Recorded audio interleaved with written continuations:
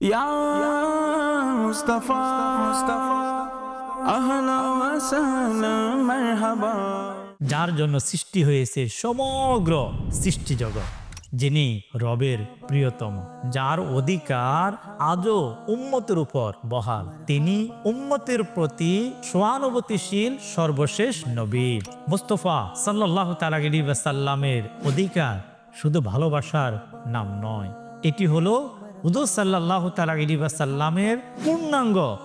অনুসরণের পথ। মুস্তাফা সাল্লাল্লাহু আলাইহি ওয়াসাল্লাম এর অধিকার এমন এক অনুষ্ঠানের নাম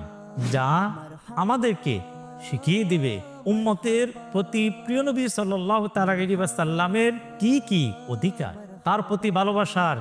দাবি কি, তার প্রতি প্রেমের দাবির সত্যতা কি, এমন সব বিষয়ে